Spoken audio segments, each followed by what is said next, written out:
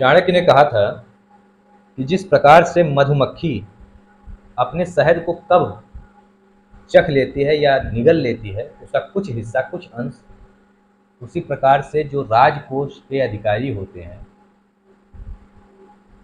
वो कब राजकोष से धन लूट लेते हैं या धन को अपने व्यय में इस्तेमाल कर लेते हैं, अपने किसी खर्चे में इस्तेमाल कर लेते हैं, ये कोई नहीं जानता। ठीक उसी प्रकार से राम मंदिर में जो अभी चोरी हुई है, जो चढ़ावे के पैसे का जो लूट हुआ है, ठीक उसी प्रकार से। और बिहार में एक बहुत ही दुखद प्रकरण हुआ, एक दुखद घटना हुई। भरत भूषण तिवारी जैसे एक समाज सेवी व्यक्ति का एनकाउंटर कर दिया गया केवल ईगो सेटिस्फेक्शन के लिए। निचले पायदान के जो पुलिसकर्मी थे, उन्होंने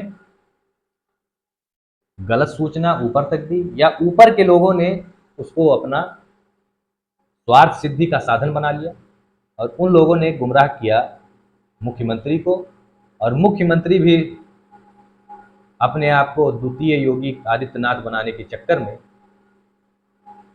एक मासूम की जान ले ली। लोगों का कहना है कि एसटीएफ बगैर मुख्यमंत्री के ऑफिस के सलाह के बगैर, बगैर आदेश के कहीं पर कोई ऑपरेशन कर ही नहीं सकता, पहली बात। दूसरी बात ये कि जो वीडियो वायरल हो रहे हैं उससे पता चल रहा है कि फेक इनकाउंटर हुआ है। भरत भूषण तिवारी जी ने अपना जो देसी रिवॉल्वर कह सकते हैं, देसी कट्टा कह सकते हैं, देसी पिस्टल कह सकते हैं, उसको दे दिया था पुलिस वालों को, बाकायदा फेंकते हुए दिखाई पड़ रहे हैं। और जैसे ही रिवॉल्वर या पिस्टल को फेंका है उन्होंने, तुरंत एक पुलिसकर्मी दौड़ा है उस पिस्टल को उठाने के लिए।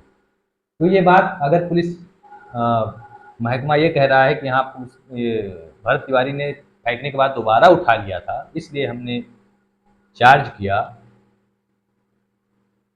फायर किया, एनकाउंटर किया भरत तिवारी का, तो ये बात एकदम सरासर गलत दिखाई पड़ रही है। देखिए, बिहार के मुख्यमंत्री को मैं कहना चाहता हूं कि एक अर्श होता है और एक फर्श होता है। तो योगी आदित्यनाथ अर्श पर, आप अभी फर्श पर। बाबा जी जैसा बनना आपके बस का काम नहीं है। उन्होंने जिन जिन लोगों को यहाँ से सफाया करवाया है वो बहुत बड़े हिस्ट्री शीटर थे, दुर्दांत अपराधी थे। अब कहीं कहीं वो नरम पड़ जा रहे हैं, वो बात अलग है किसी के प्रेशर में, लेकिन उन्होंने कभी भी किसी निर्दोष की इस तरीके से हत्या नहीं की पॉलिटिकल लाभ पाने के लिए। आपका जब भाषण सुनता हूं मैं तो ऐसा लगता है कि आप योगी आदित्यनाथ भी बनना चाहते हैं, भाषण देने में आप मोदी जी जैसा बनना चाहते हैं, लेकिन आप अगर किसी का नकल करेंगे तो आप ब्रांड नहीं बनेंगे, क्योंकि ब्रांड जो होता है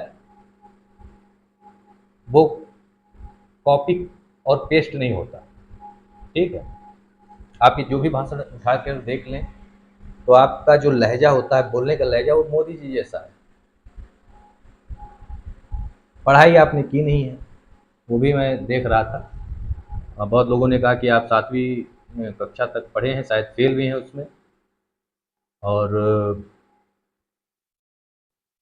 आपने कामराज यूनिवर्सिटी से कुछ किया है, लेकिन वो भी कोई, जब आप 7वीं के आगे आपने पढ़ाई ही नहीं की तो उसमें आपने पढ़ा क्या होगा। कामराज यूनिवर्सिटी में वो भी बीएड बीए के तर्ज की डिग्री नहीं है, वो भी एक कोर्स टाइप का है जो पैसे देकर ले लिया जाता है। प्रशांत कुमार ने तो यहाँ तक कह दिया है कि आप 7 हत्या के आरोपी हैं, आप अभियुक्त थे, जेल में बंद थे, फर्जी नाबालिग का सर्टिफिकेट आपने पेश कर दिया किसी स्कूल का एडमिट कार्ड, आपने परीक्षा का एडमिट कार्ड दिखाया और लालू जी की सरकार में आप छूट कर बाहर। मैं ये कहना चाहता हूँ कि जिस तरीके से आप भाषण में कहते हैं कि अब सफाई होती रहेगी, अपराधी बिहार छोड़ दें, नेपाल चले जाएं, मैं कहना चाहता हूँ कि अपराधी आप भी तो हैं।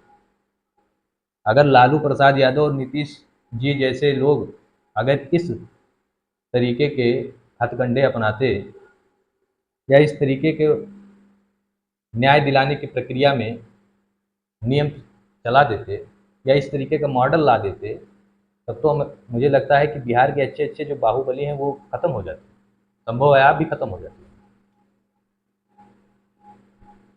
ये आक्रोश है, ये आक्रोश बोल रहा है कि आपने ऐसा कदम कैसे उठा लिया। इतने जिम्मेदार पद पर आप रहते हुए अजिम्मेदार वाला हरकत किया आपने। ये आपकी जैसे कोई जिम्मेदारी ही नहीं बनती। आपके जो पुलिस महकमे के लोग थे उन्होंने आपको गुमराह किया, लेकिन आपको क्रॉस चेकिंग करनी चाहिए थी और तब आप एक्शन लेते। मुझे ऐसा लगता है कि गरीबों की सुनवाई नहीं है। अगर यहीं पर भरत तिवारी किसी माफिया के संरक्षण में होता या भरत तिवारी खुद माफिया होते या बहुत बड़े अधिकारी रैंक के होते या किसी पद पर होते, विधायक होते, सांसद होते और उनके ऊपर तमाम केस चल रहा होता, हिस्ट्री शीटर होते, तो शायद उनकी इस तरीके से हत्या होती ही नहीं, निर्मम हत्या होती ही नहीं। मैं इसको हत्या ही कहूँगा। लोग भी कह रहे हैं, समाज कह रहा है, पूरा देश कह रहा है। पुलिसकर्मी दबाव में थे, चाहे आपके दबाव में थे, चाहे बड़े अधिकारियों के दबाव में। और बड़े अधिकारी सोच रहे थे कि हमारा प्रमोशन हो जाएगा, मुख्यमंत्री हमारी पीठ थपथपा देंगे, और आप सोच रहे थे कि मैं योगी आदित्यनाथ को टक्कर देने लगूंगा। योगी आदित्यनाथ आप कभी भी किसी भी जन्म में नहीं बन सकते, पहली बात मैं बता दूं।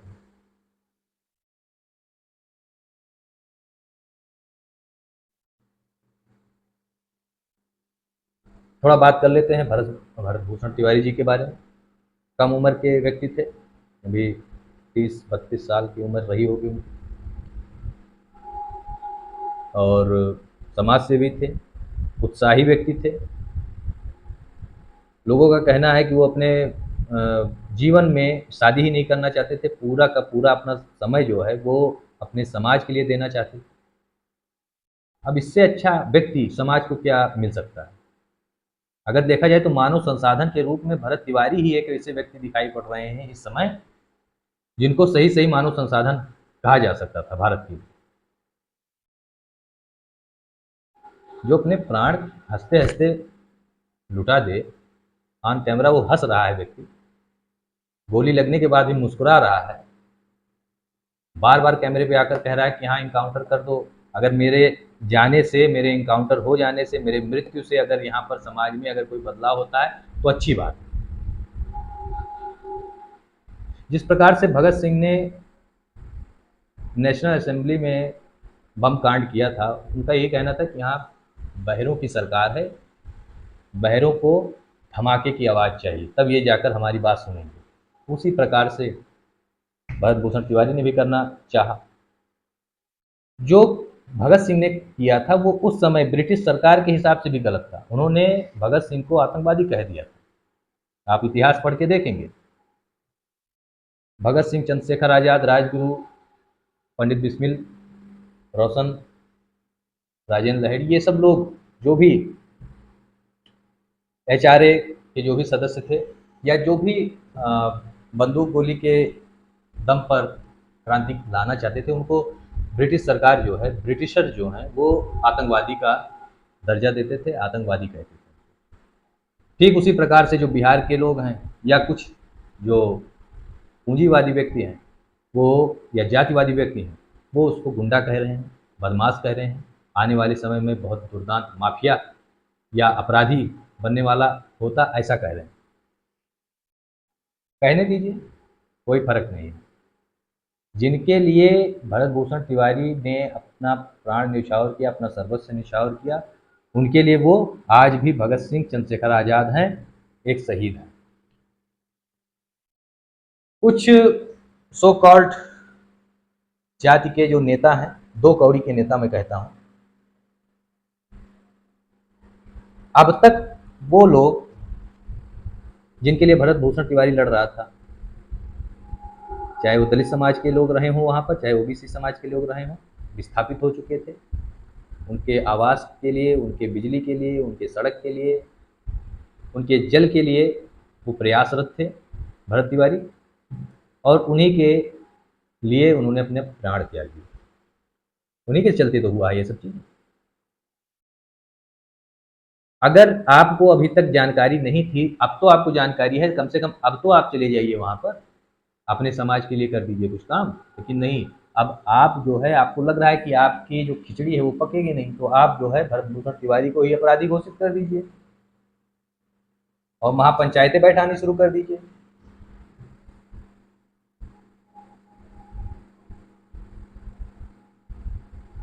ये तो आप जो भी कर रहे हैं वो तो जनता देख रही है। खैर, अब हम बात करते हैं थोड़ा पुलिस वालों के बारे में। पुलिस वालों को मैं कहना चाहता हूँ कि आपने जो कार्य किया है वो सरासर गलत था। दूसरा चीज़, ये कार्य इसलिए किया गया कि आपके ईगो सेटिस्फेक्शन हो सके इसलिए। दूसरी चीज़, आपका इसमें स्वार्थ छुपा हुआ था। जो आपके बड़े अधिकारी हैं उनका स्वार्थ छुपा हुआ था। प्रमोशन मिल जाएगा, मुख्यमंत्री हाथ रख देंगे या पीठ थपथपा देंगे, और जैसा मैंने कहा कि मुख्यमंत्री अपने आप को द्वितीय योगी आदित्यनाथ घोषित करने में लग जाएंगे, थोड़ा दायरा बढ़ जाएगा। लेकिन ये सब करने से आपका दिल नहीं कचोटा कि हाँ, एक अच्छे व्यक्ति जो कि सामाजिक कार्य करता है और गलत नहीं कर रहा है, गलत तरीका है उसका, उसकी जो मानसिकता है वो गलत नहीं है, उसको आपने पागल घोषित कर दिया, इसके बाद इनकाउंटर कर लिया।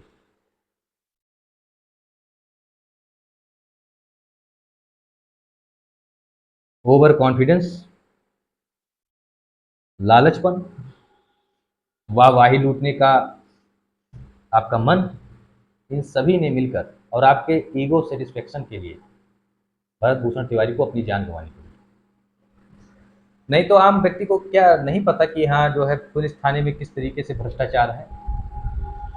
अपने लीगल काम को कराने के लिए पुलिस वालों को घूस देना पड़ता है, उनको खिलाना पड़ता है। क्या हम नहीं जानते कि पुलिस स्टेशन के बगल में जो चाय की टपरी होती है वो किस लिए होती है?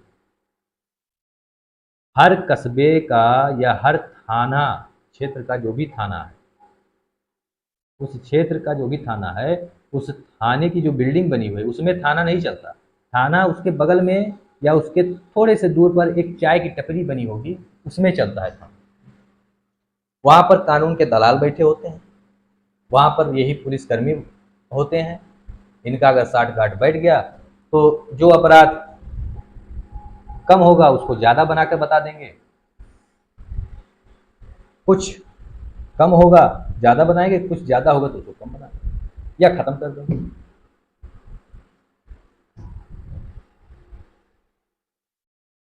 ऊपर से लेकर नीचे तक, नीचे से लेकर ऊपर तक पुलिसकर्मी कैसे हैं सभी लोग जानते हैं। बहुत बिरले लोग होंगे जो ईमानदार होते हैं। पुलिसकर्मियों के चक्कर में मैं बहुत बार पड़ा हूँ। दूसरों का काम कराने गया हूँ या अपना ही कुछ भी जो थाने से संबंधित काम रहता है अगर मैं कराने गया हूँ, तो उसको मतलब लीगल काम करने के लिए मुझे पैसे देने पड़ जाते हैं, नहीं तो वो फाइल नहीं आगे बढ़ाते।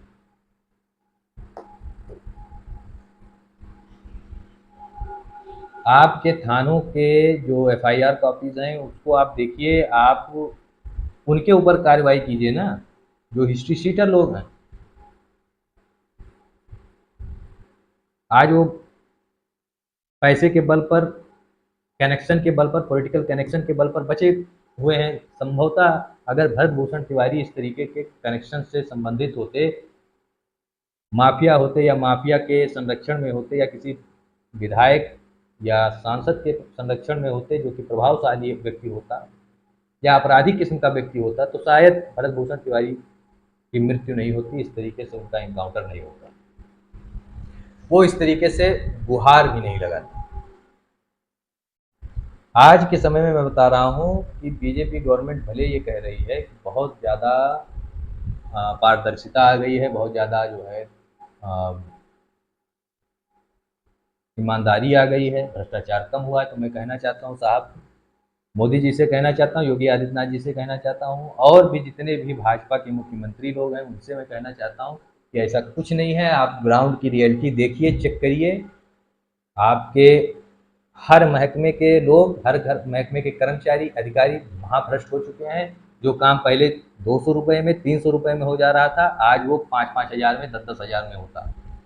उनका कहना ये होता है कि साहब ऐसा है, पांडे जी ऐसा है, तिवारी जी ऐसा है, वर्मा जी ऐसा है कि हमारे ऊपर के जो अधिकारी बहुत सख्त हो गए हैं क्योंकि उनको ऊपर के अधिकारियों को जवाब देना पड़ता है, इसलिए जो 300 रुपये काम था मैं अभी जो है अपने रिस्क पर 5 हज़ार रुपये के उस पर करूँगा।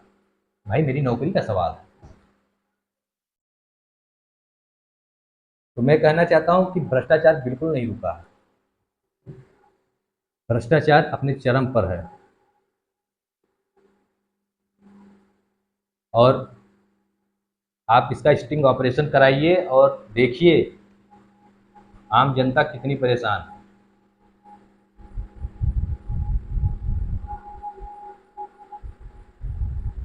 भरत भूषण तिवारी इसी सिस्टम से तो परेशान होकर बंदूक उठाया।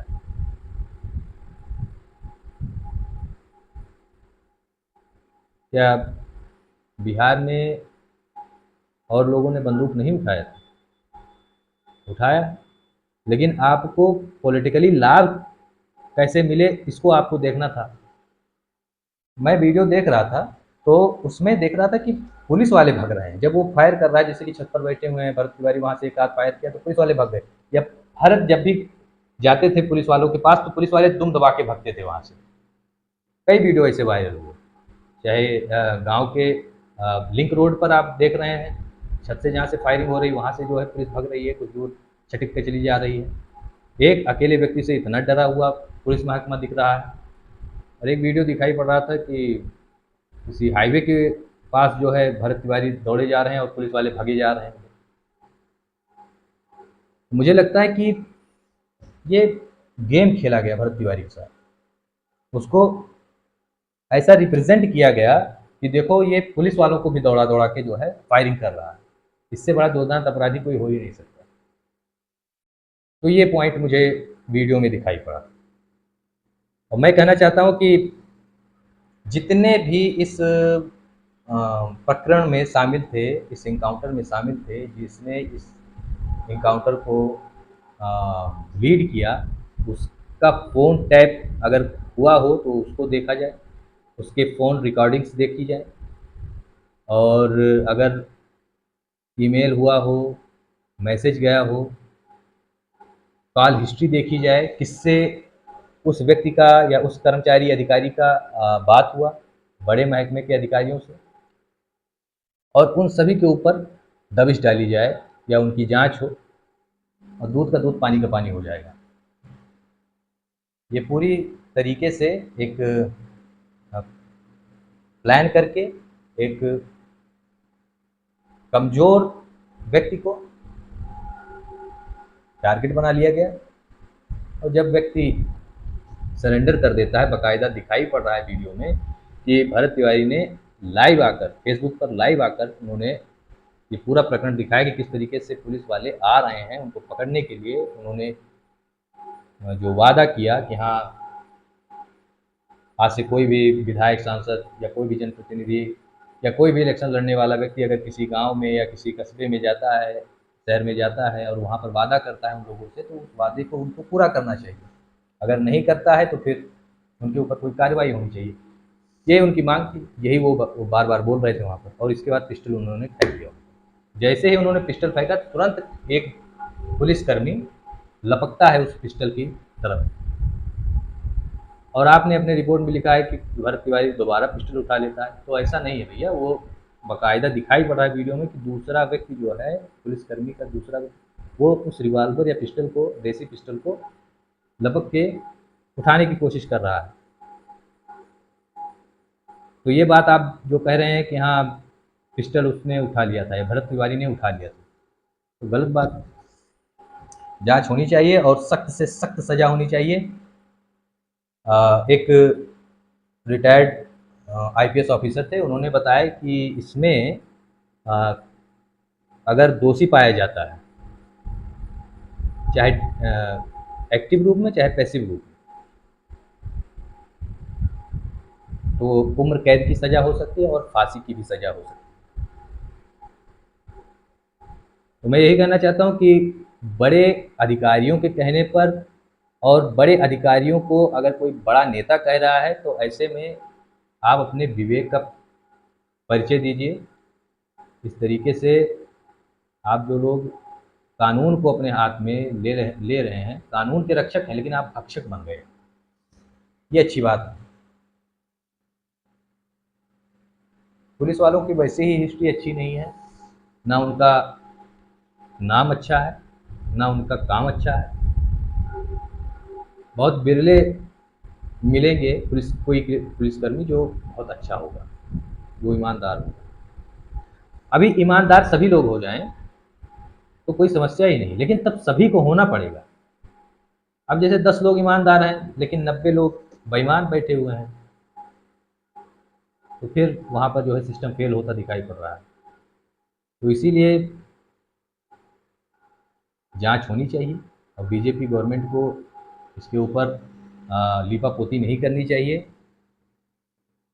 सख्त से सख्त कार्रवाई पार्टी के स्तर पर भी होना चाहिए, संगठन के स्तर पर भी होना चाहिए। अगर मुख्यमंत्री को हटाने की मांग हो रही तो हटा दीजिए आप, क्योंकि जनता का मूड कुछ अलग ही चल रहा है।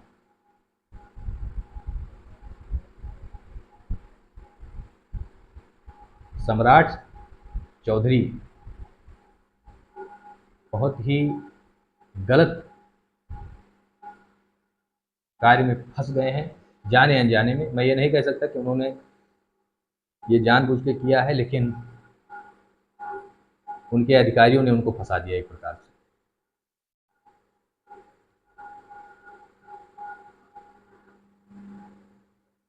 और भरत भूषण तिवारी के इस प्रकरण से आगे आने वाली जो पीढ़ियां होंगी, वो भी थोड़ा सा पुलिस के प्रति कठोर रवैया रखने वाली, और पुलिस के ऊपर अब विश्वास भी नहीं रह गया। कस्टोडियल डेथ तो बहुत होता है, हमारे ही क्षेत्र में ही हो गया था। एक लाइन मैन का था कि पता नहीं कौन था, कस्टोडियल डेथ हो गया था। एसपी साहब फिर आए, फिर इसके बाद मान मनोवल किया। जिस व्यक्ति का डेथ हुआ था कस्टडी में, वो व्यक्ति के जो समाज के लोग थे, उन्होंने एकदम तांडव मचा रखा था। वहाँ पर भी आश्वासन दिया गया, न्याय नहीं मिला। उसी प्रकार से अगर भरत भूषण तिवारी को भी न्याय नहीं मिलता है तो बहुत बड़ा दुर्भाग्य है। इस दुर्भाग्य को हम क्या ही कह सकते हैं। आज के लिए बस इतना ही, और मैं यही कहना चाहता हूँ कि भरत भूषण तिवारी जी की आत्मा को शांति प्रदान हो, भगवान शांति प्रदान करें।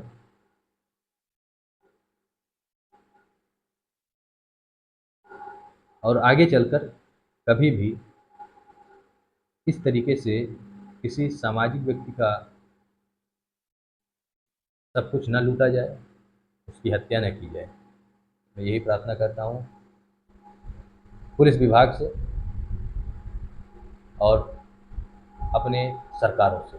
जय हिंद, वंदे मातरम, भारत माता की।